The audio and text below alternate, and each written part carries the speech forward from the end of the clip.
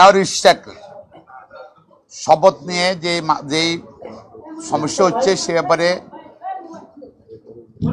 একজন লয়ার একটা মামলা করেছে, জাজমেন্ট চ্যালেঞ্জ করেছে, রায় চ্যালেঞ্জ করেছে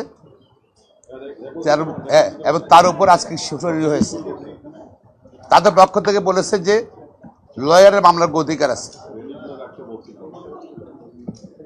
আর এবং তারা লয়ার যে কোনো চ্যালেঞ্জ করতে পারে।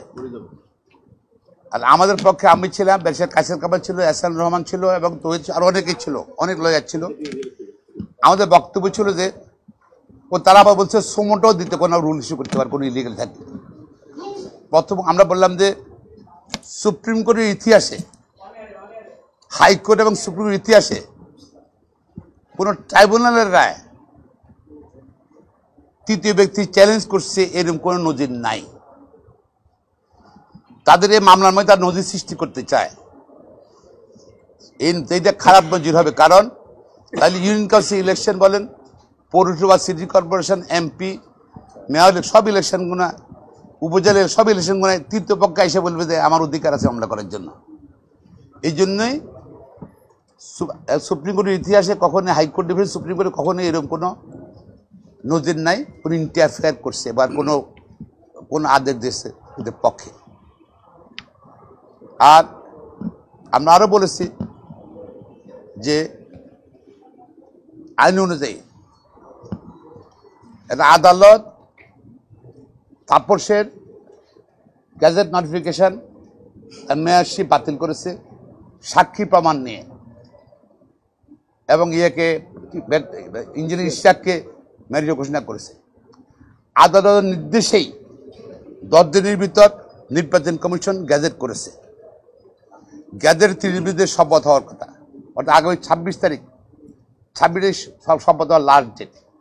এই মামলা করছে তারা মূলত, তারা যখন 30 শপথ না দিতে পারে ইশরাক, সেই জন্য তারা ফ্রাস্ট্রেট করার জন্যই এই মামলা করেছে মূলত। আবার বলেছে এখানে সে কোনো ক্ষতিগ্রস্ত মানুষ নয়, ক্ষতিগ্রস্ত একটা লোক হইতে পারে, সেটা হলো ব্যারিস্টার সদ্য তাপস। উনি এসে মামলা করতে পারতেন। আজ যতগুলো এক্সাম্পল সবগুলো কিন্তু কন্টেস্টিং প্রতিদ্বন্দ্বী প্রার্থীর মধ্যে মামলা হয়েছে। উনি প্রতিদ্বন্দ্বী প্রার্থী, উনি এসে করতে পারেন, উনি আসেন নাই, এরা ছদ্মবেশে তাপসের মামলাটা করছে।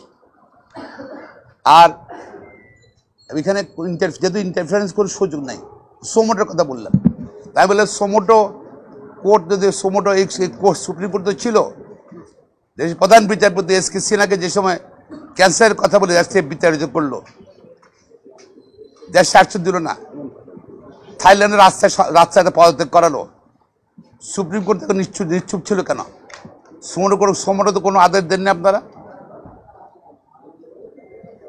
বা অন্যরা অনেক ঘটনা করছে 15 বছরে এই আদালতে বা বাইরে, সোমোটো কিছু করেন নাই তো আপনারা, নাথিং। সোমোটো হবে কেন? আর আর যেটা হলো জনস্বার্থ হলে কি, জনস্বার্থ রাস্তাঘাট, বিল্ডিং, পরিবেশ, এগুলো নিয়ে মামলা দেখাচ্ছে না, যেগুলো করতে পারি একজন লয়ার করতে পারে, নট এ প্রাইভেট কেস যেটা কন্টেস্টিং পার্টি, সেখানে তো তৃতীয় পক্ষের কোনো অধিকার নাই। এটা যদি তারা আসছে মূলত এখানে জনগণের বিরুদ্ধে আসছে হাইকোর্টে,